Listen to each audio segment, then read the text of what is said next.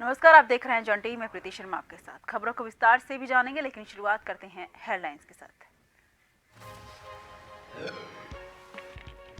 देहरादून के झाझरा में chlorine gas का रिसाव, नर्सरी में रखे सिलेंडरों में हुआ रिसाव, चपेट में आया चंदन नगर इलाका, लोग हुए बेहोश, सभी को प्रेमनगर अस्पताल में किया शिफ्ट।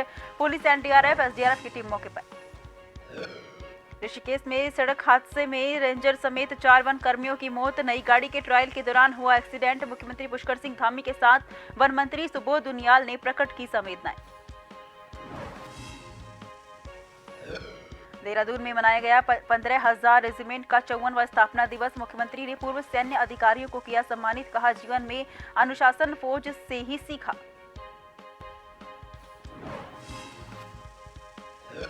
कानपुर से पूर्व विधायक कुंवर प्रणव चैंपियन का दावा, बीजेपी के टिकट पर उत्तर प्रदेश से लड़ेंगे आगामी लोकसभा चुनाव। बीजेपी के तत्कालीन प्रदेश अध्यक्ष पर भी भीतरघात के लगाए आरोप।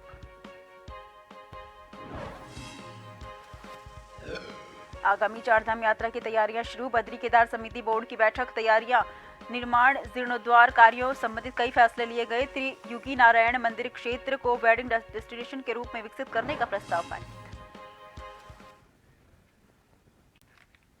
रुक करते हैं खबरों की ओर। देहरादून के प्रेमनगर क्षेत्र के झाझरा में गैस का रिसाव होने से हड़कंप मच गया। स्थानीय निवासियों की सूचना से पहुंची पुलिस ने मामले को गंभीरता से लेते हुए फायर ब्रिगेड, एनडीआरएफ और एसडीआरएफ की टीम को बुलाया। रेस्क्यू टीमें क्लोरीन सिलेंडर को जेसीबी की मदद से हटाने का प्रयास कर रही हैं। वहीं स्थानीय लोगों को गैस से सांस लेने में दिक्कतें सामने आने के बाद उन्हें उनके घरों से सुरक्षित स्थानों पर भेजा जा रहा है। मौके पर पहुंचे एसएसपी अजय सिंह ने बताया कि रात करीब 3 बजे की घटना है, जब सिलेंडर लीक हुए थे।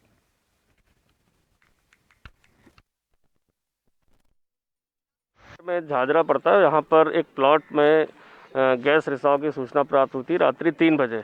तो चूंकि पहले जब पुलिसकर्मी यहाँ पहुंचे तो पता चला कि सांस लेने में कोई दिक्कत हो रही है। इसमें हमारे फायर के और एनडीआरएफ की जो है यूनिट को बुलाया गया और इन्होंने जब मास्क वगैरह पहन के चेक किया तो ये फ्लोरीन के सिलेंडर काफ़ी लगता है पुराने रखे हुए हैं प्लॉट में और इनमें रिसाव हुआ है। अब किन परिस्थितियों में यहाँ रखे गए थे, कब से रखे गए, जांच का विषय है, लेकिन आसपास के लोगों को खाली करा दिया गया मकान को और सेफ्टी के लिए इसको यहाँ से शिफ्ट करके कहीं डंप किया जा रहा है, जिसकी कार्रवाई चल रही है। खबर पर तमाम जानकारी के लिए हमारे संवाददाता हिमांशु बरमोला हमारे साथ जुड़ गए हैं। हिमांशु, क्या कुछ अपडेट है? क्लोरीन गैस का वहां पर रिसाव हुआ है, क्या कुछ अपडेट है? फिलहाल क्या स्थिति है वहां पर? हिमांशु, निश्चित रूप से आपको बताना चाहता हूं कि जो देहरादून का प्रेमनगर इलाका है उसके अंदर जो झाझरा जगह है वहां पर जो प्लॉट था वहां पर क्लोरीन जो गैस के सिलेंडर थे वो रखे हुए थे और आज सुबह इनमें अचानक रिसाव होने लगा और तकरीबन जो टाइम बताया जा रहा है वो 3:30 बजे के आसपास का टाइम बताया जा रहा है और जो आसपास के लोग हैं उन्हें सांस लेने में जब तकलीफ होने लगी तो इसकी सूचना उन्होंने पुलिस को दी और पुलिस ने वहां पर आके जो जांच थी वो की। इसके बाद एसडीआरएफ और एनडीआरएफ की टीम मौके पर पहुंची और पुलिस के आला अधिकारी भी मौके पर पहुंचे और जो आसपास के घरों में जो लोग मौजूद थे उन्हें घर से तुरंत वहां से हटाया गया और सुरक्षित स्थानों पर भेजा गया। सबसे बड़ी बात यह है कि पुलिस इस बात की जांच अभी भी कर रही है कि जो ये खाली प्लॉट पड़ा हुआ था वहां पर जो ये क्लोरीन गैस के सिलेंडर थे वो क्यों रखे गए थे और क्या वजह उन्हें यहाँ पर रखने की थी। फिलहाल अभी की बात की जाए तो अभी भी जो रेस्क्यू कार्य है वो चल रहा है क्योंकि लोगों को सांस लेने में दिक्कतों का सामना करना पड़ रहा है और जो भी इसमें जांच निकलकर सामने आएगा वो उसके बाद ही पता चलेगा कि आखिर क्या कारण वहां पर रहे।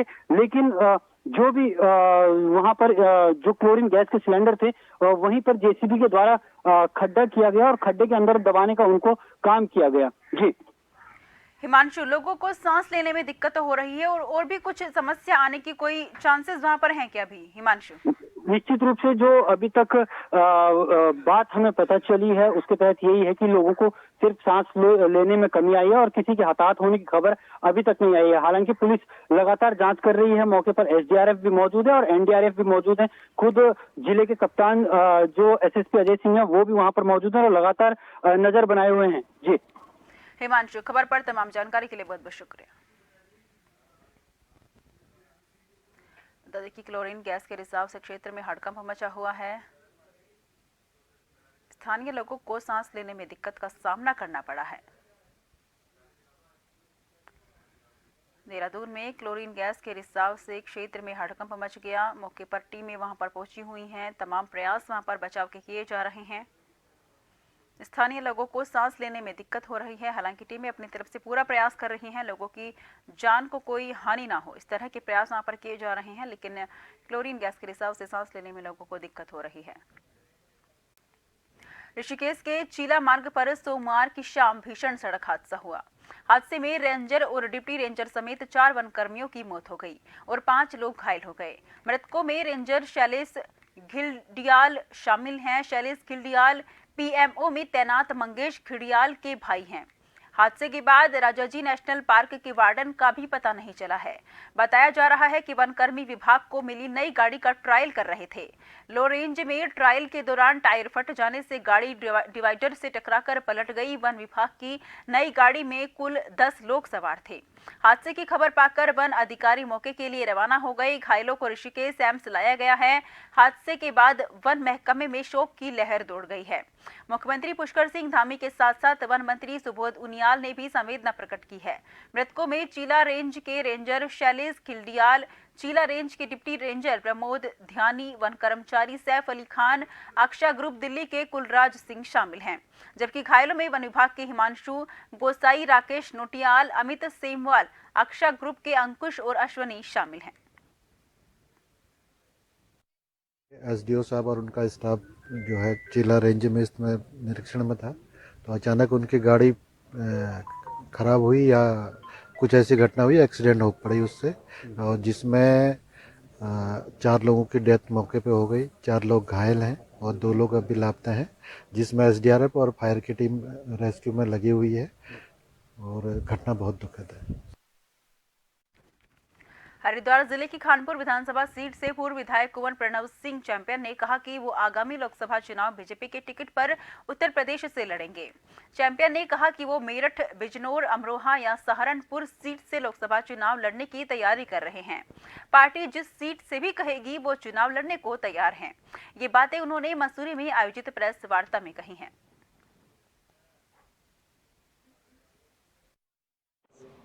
उत्तराखंड में अगर टिकट नहीं मिला मुझे, कोई बात नहीं, उत्तर प्रदेश से लेंगे और जीतेंगे तो इंशाल्लाह जहां से जीत रहे हैं वहां के लिए भी काम करेंगे।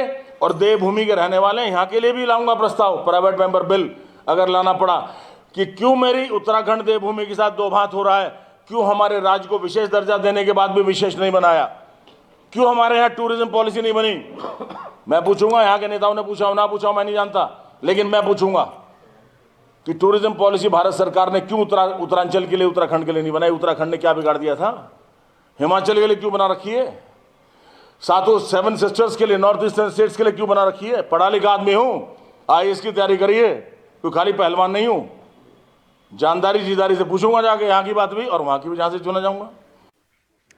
देहरादून स्मार्ट सिटी परियोजना के अंतर्गत अग्रवाल धर्मशाला से लेकर भंडारी बाग तक लगभग 1.5 किलोमीटर की परिधि में देहरादून स्मार्ट सिटी लिमिटेड द्वारा ड्रेनेज और सीवर लाइन बिछाए जाने का कार्य किया जाएगा, जिसके चलते उक्त मार्ग पर वाहनों की आवाजाही बाधित रहेगी और यातायात का दबाव बन सकता है। ऐसे में एसएसपी देहरादून का कहना है कि उक्त कार्य मुख्य मार्ग पर प्रारंभ होने पर प्रिंस चौक से सहारनपुर चौक की ओर जाने वाले वाहनों को सहारनपुर चौक से पहले शमशान घाट वाली गली की ओर डाइवर्ट किया जाएगा। देखिए, स्मार्ट सिटी के कुछ कार्य हैं जो अभी इन्वेस्टर समिट के कारण कुछ समय के लिए होल्ड थे, क्योंकि डेवलपमेंट के बहुत जरूरी काम होने हैं, चाहे वो अंडरलाइन सीवर लाइन का हो चाहे वाटर लाइन का हो, और उसको देखते हुए क्योंकि अभी लीन सीजन है, अभी कोई टूरिस्ट का सीजन नहीं है, और तो उसको देखते हुए अभी 1.5 से 2 माह ये काम चलेगा, जो सहारनपुर चौक से प्रिंस चौक और अन्य स्थानों पर खुदाई का काम चलेगा। तो जनता से इसमें अपील भी है कि इस रूट को तभी लें जब वो इस रूट पर वो लगता है कि बहुत अति आवश्यक काम है, तो इस रूट से अन्यथा अन्य रूट से डाइवर्ट हो जाए। उस संबंध में विस्तृत आदेश भी पब्लिक को इसमें दे दिए जाएंगे। वैसे कोशिश की जा रही है कि रात में देर रात्रि से प्रातः तक कार्य किया जाए, जिससे कि कम से कम असुविधा हो। हल्द्वानी के गांधी पार्क में विकसित भारत संकल्प यात्रा का कार्यक्रम आयोजित किया गया है। कार्यक्रम के मुख्य अतिथि केंद्रीय रक्षा राज्य मंत्री अजय भट्ट ने शिरकत की है। उन्होंने लोगों को केंद्र सरकार द्वारा चलाई जा रही योजनाओं के बारे में जानकारी दी है। भट्ट ने कहा है कि केंद्र सरकार जन कल्याणकारी योजनाएं चला रही है, लोगों को इसकी जानकारी होना जरूरी है। विकसित भारत संकल्प यात्रा कार्यक्रम के दौरान कई विभागों के स्टॉल भी लगाए गए हैं और आम जनता को विभागों द्वारा चलाई जा रही योजनाओं की जानकारी दी गई है।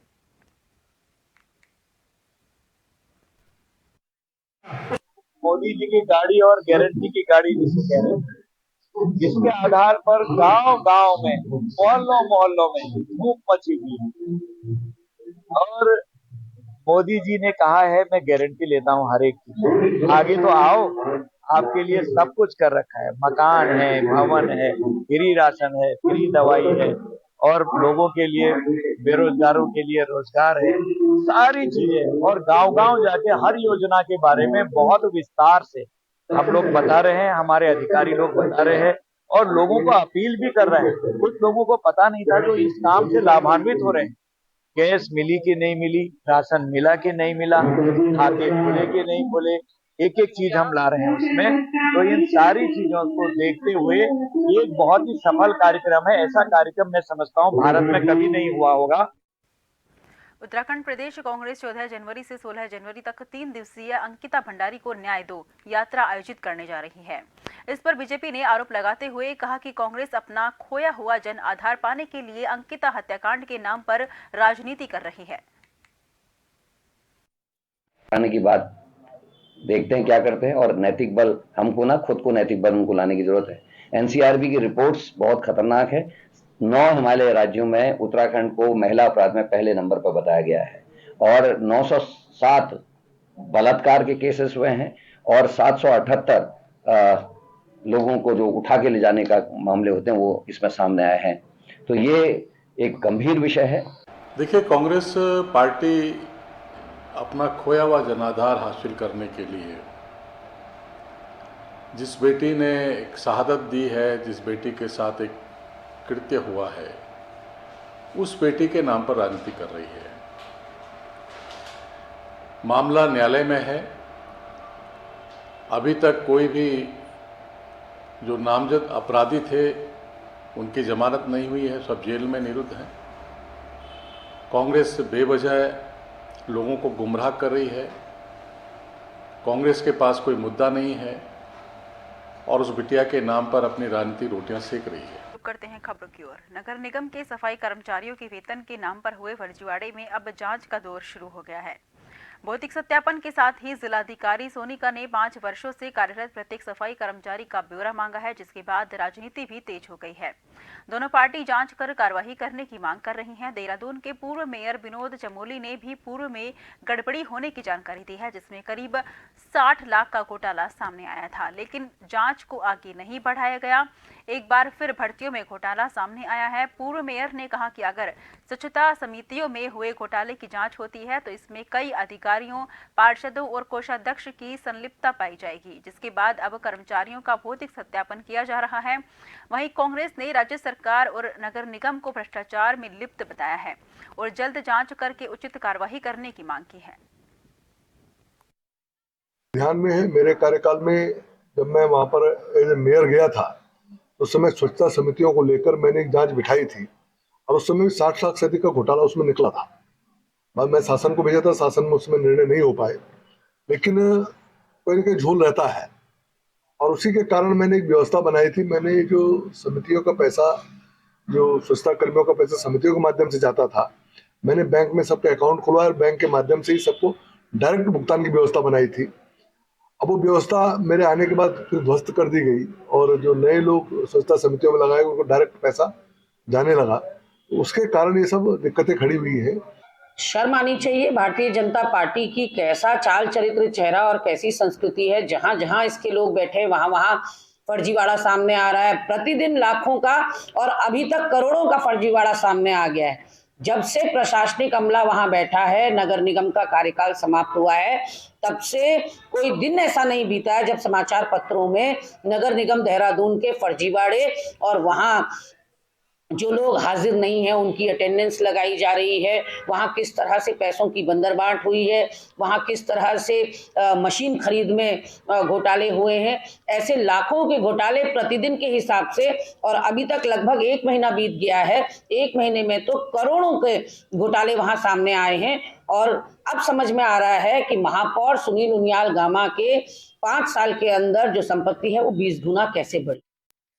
मुख्यमंत्री पुष्कर सिंह धामी ने सोमवार को मुख्यमंत्री आवास स्थित मुख्यमंत्री सेवक सदन में 15 महा रेजिमेंट के 54वें स्थापना दिवस पर आयोजित सम्मान समारोह में रेजिमेंट के पूर्व सैन्य अधिकारियों को सम्मानित किया।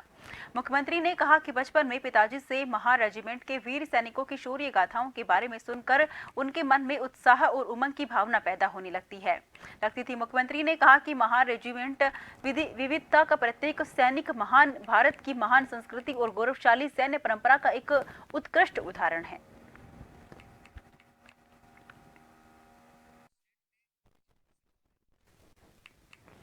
उत्तराखंड में गुलदार का आतंक लगातार जारी है। अल्मोड़ा जिले के विकासखंड सल्ट के तल्ला सल्ट के कार्बेट टाइगर रिजर्व की सीमा में सटे हर्रा, तड़ियाल, पीनाकोट, रतनकोट आदि गांवों में दिन दहाड़े गुलदार अपने 2 शावकों के साथ दिखाई दिया।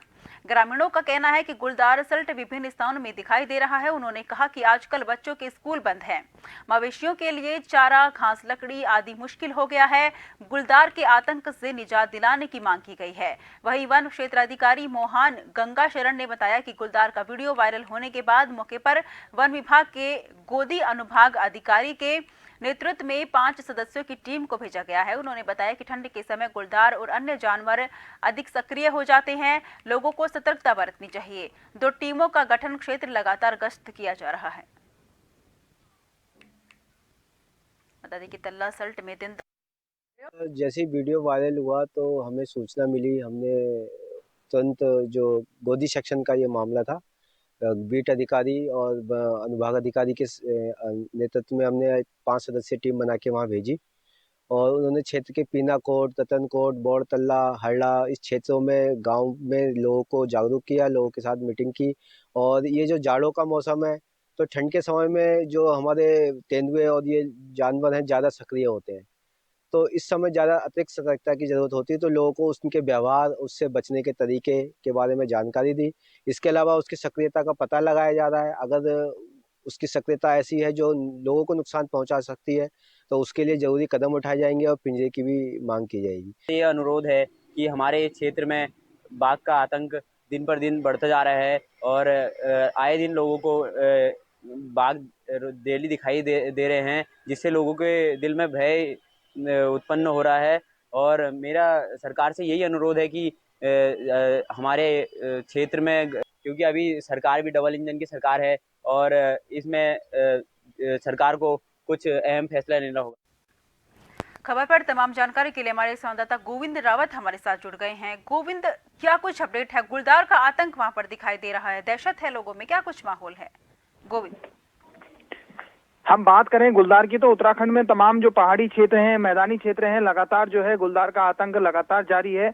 वहीं अल्मोड़ा जिले के विकासखंड शल्ट के कॉर्बेट टाइगर की सीमा से सटे हल्ला, तड़ियाल, पिनाकोट, रतनकोट आदि गांव में दिन दहाड़े गुलदार जो है अपने 2 शावकों के साथ दिखाई देने से ग्रामीणों में दहशत फैल गया। तो ग्रामीणों ने तत्काल जो उसका जो वीडियो वायरल होने के बाद जो ग्रामीण जो है भयभीत हो गए। उन्होंने तत्काल जो है वन विभाग को सूचना दी, तो वन विभाग की टीम वहां पर गोदी रेंज के अनुभाग अधिकारी सहित वन कर्मी की 5 सदस्यों की टीम वहां पर मौके पर पहुंची और उन्होंने वहां का जो जहां गुलदार दिखाई दिया वहां का निरीक्षण किया और गुलदार की सक्रियता को जानने के लिए वन विभाग लगातार प्रयास कर रहा है। और लगातार जब हमने इस मामले में वन क्षेत्राधिकारी मोहन गंगा शरण से बात की तो उन्होंने बताया कि लगातार जो जिन एरियो में गुलदार दिखाई दिया वहां जो है वन विभाग द्वारा लगातार लोगों को, ग्रामीणों को जागरूक किया जा रहा है, क्योंकि ठंड के मौसम में लगातार जो गुलदार और अन्य जंगली जानवर हैं वो सक्रिय हो जाते हैं।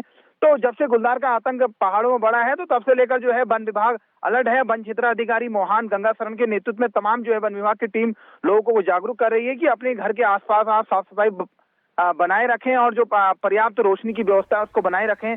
तो आप देखना दिलचस्प होगा कि आखिर गुलदार का जो दहशत है वो ग्रामीणों में कब कम होगा और गुलदार की जो सक्रियता है वो ग्रामीणों के अंदर जो गुलदार के प्रति खौफ है वो कब कम होगा। और ग्रामीणों का यही साफ तौर से कहना है कि क्या कहते हैं गश्त बढ़ाई जाए और हमारा जो है जंगल घर से बाहर निकलना, जंगली जानवर के लिए चारा ले जाना जो है बड़ा मुश्किल हो गया है। गोविंद, खबर पर तमाम जानकारी देने के लिए बहुत बहुत शुक्रिया।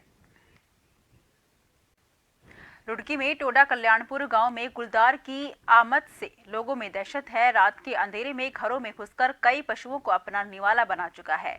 जंगलों में जाने से ग्रामीण घबरा रहे हैं। ग्रामीणों की खेती में भी बाधा हो रही है। सूरज ढलते ही गांव की गलियों में सन्नाटा पसर जाता है। लोग घरों में दुबकने को मजबूर हो रहे हैं। बता दें कि गुलदार अब तक कई ग्रामीणों के पशुओं को भी अपना निवाला बना चुका है।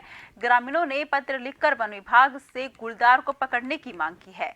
गुलदार की तस्वीरें सीसीटीवी में भी कैद हुई हैं। आगामी चारधाम यात्रा की तैयारियां शुरू हो गई हैं। बद्री के नाथ मंदिर समिति की बोर्ड बैठक में तैयारियों के मद्देनजर कई प्रस्ताव पारित भी हुए। मंदिर समिति की बोर्ड बैठक अजेंद्र अजय की अध्यक्षता में हुई है। बैठक में यात्रा वर्ष 2024 के लिए तैयारियां, निर्माण, जीर्णोद्धार कार्यों संबंधित प्रस्ताव सहित कई फैसले लिए गए हैं, जिनमें त्रियुगी नारायण मंदिर क्षेत्र को वेडिंग डेस्टिनेशन के रूप में विकसित करने का प्रस्ताव पारित किया गया है। बता दें कि ग्लोबल इन्वेस्टर समिट 2023 के दौरान प्रधानमंत्री ने वेडिंग डेस्टिनेशन के रूप में उत्तराखंड को विकसित करने की बात भी कही थी।